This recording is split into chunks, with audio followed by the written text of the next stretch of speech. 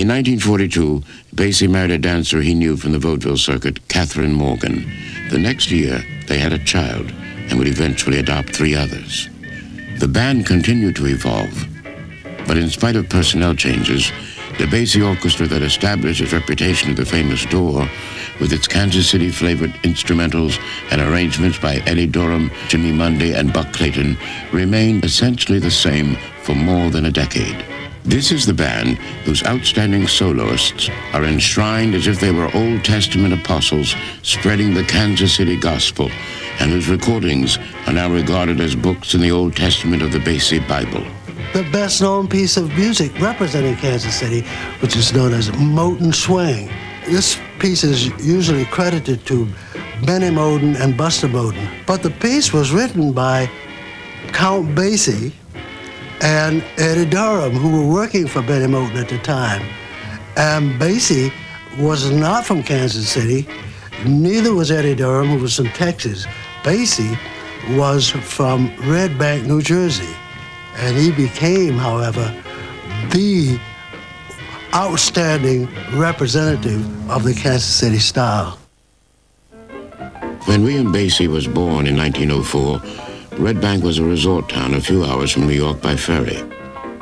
His father was a caretaker of one of the estates along the river, his mother a laundress. Well, I had a few piano lessons, but not too many, because I didn't think that I'd want to go that deep into music and all that sort of things. I just wanted to be in show business any kind of way I could be in that.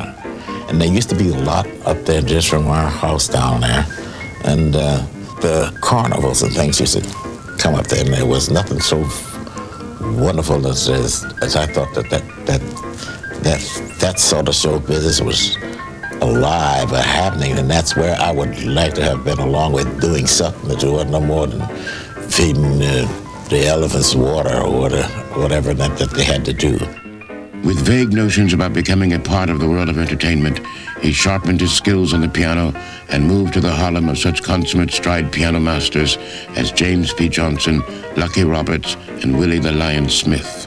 The young catch-as-catch-can apprentice and journeyman Basie did not attract any special attention and found employment on the vaudeville circuits. Really, the main guy that really influenced me was Thomas Fats Waller. That was the man that I really did idolize.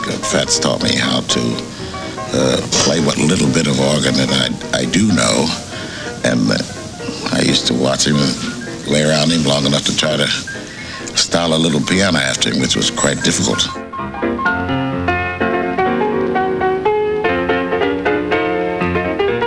When we used to jam together, Count was playing twice the piano, 3 times the piano that he ended up playing, because he took lessons from Fats Waller, and when I first running the Count, he could play that.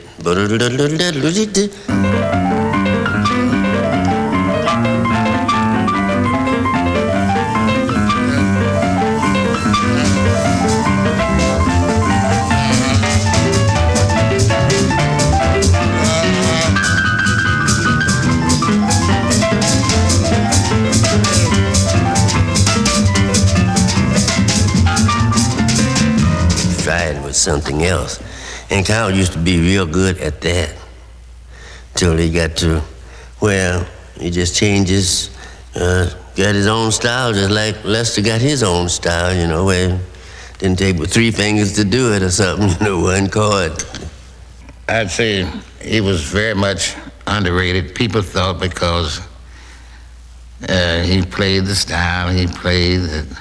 So, Basie ain't doing nothing, you know what I mean? I've heard a lot of people make this statement, but what they never realized, that Basie knew what he was doing, and everything was placed just as it should have been placed. And that style developed and had everybody playing like that. They're still playing like his ending on mostly arrangements of big bands today. You know, how they end with basic 3 notes, bling, bling, bling, bang.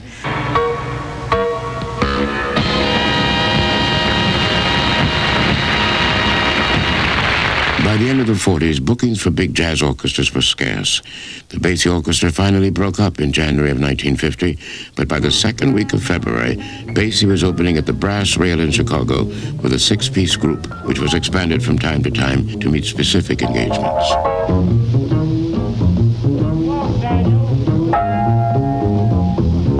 The band sound good, man. It sound good. I had never worked with anybody that with that kind of sound, you know, that kind of discipline. Finally, he had one night he says, "You know, I miss Freddie Green. I got to have Freddie Green on this band."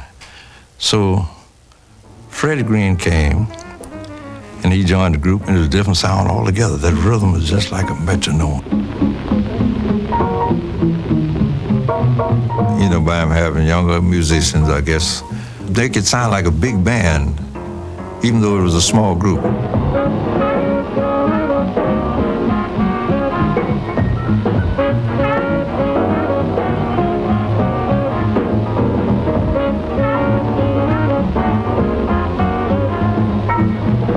And Basie it seemed like he started playing more piano at that time. I guess maybe it was because it was a small group and they had to do that to help fill up everything. But the band started getting bigger and bigger. Finally, he decided that he just had to have this big band back. He's used to that sound of having a big band. We did a few concerts, and then he decided to break the band up again and start all over. He kept doing that until he got the people he wanted, you know.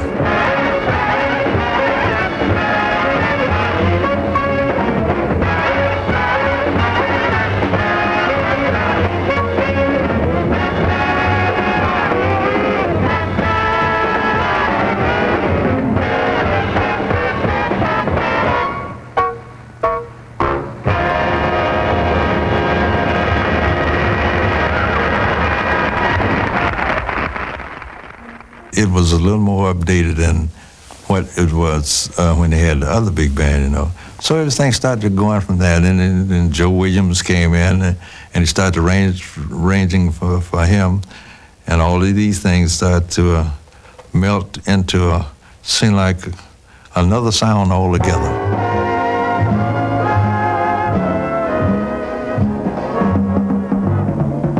They hadn't had a male singer sometime. So I didn't have any feelings at all about I must step into somebody else's shoes per se. What I did do, though, was to refuse to do things that he had done. So in joining the Basie band in 1955, I say, the only thing I had to do was to establish what I wanted to do. It is 5 o'clock in the morning, and there is no one on the street but me.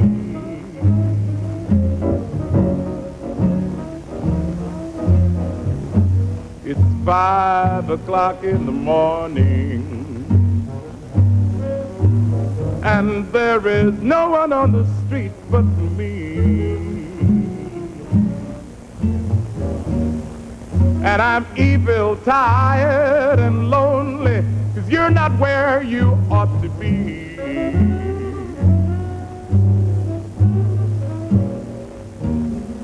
I'd be so happy, baby,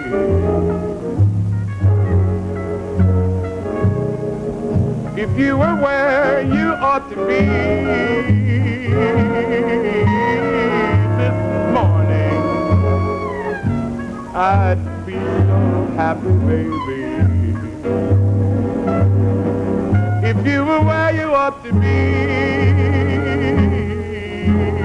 This morning, my whole world is empty, darling, because you're not here with me.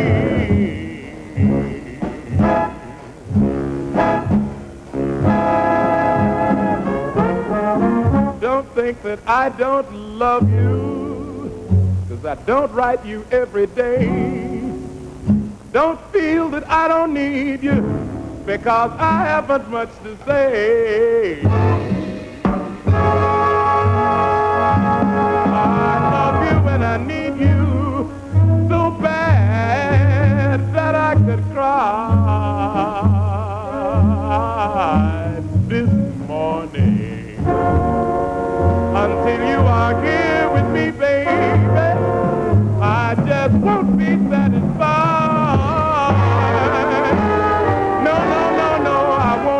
satisfied.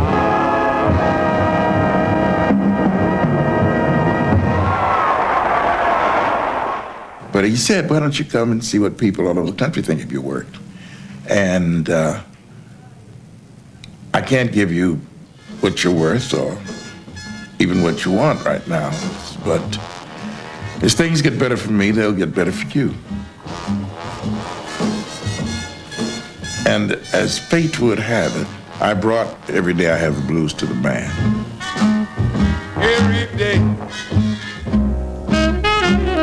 day I have the blues.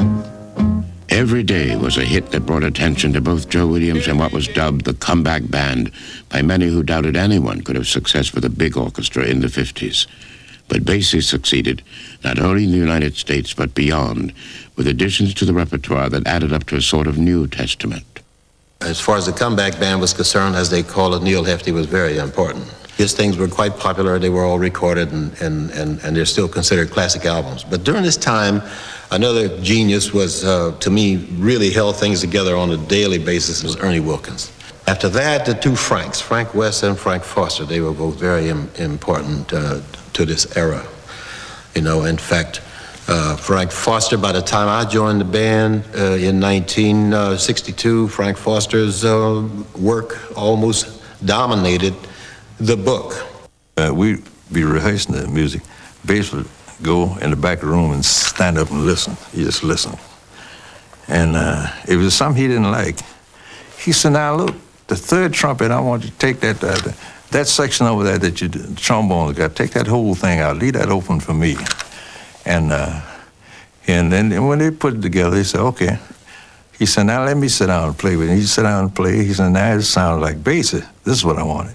He know how to get his sound in order. Each section knows if it's loose. They feel if it's loose or not, you know. And if there's anything that's happening in there that's pretty strange, they try to tighten it up. You know, you can look. I mean, I know what everybody is thinking, and they know that I know, and I know that they know that I know. But I mean, then the science, and let them tighten it up, because it's always been family. There's no need of changing that at all.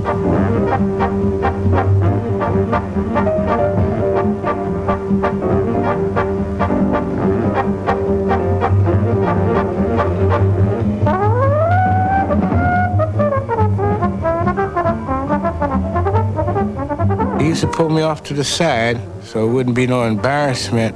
I had played so much bebop until Count Basie said, well, that's all right, I said, but don't try to play all you know in one number. And so I say, well, what do you mean, Chief? He said, well, simplicity. Try to make the people understand what you are playing. And said, you could stick around the melody a little bit. The jazz player is not going to hate you for doing that. From the familiar atmosphere of New York's Birdland, where they were a regular feature, Basie took his comeback band all over the world. They played big tours with other jazz headliners, appeared at jazz festivals that were increasing in size and importance, and regularly backed the most important jazz and pop singers of the day. All of this was continually introducing new audiences to Count Basie. To me, another one of the most important things that ever happened to the band was that from the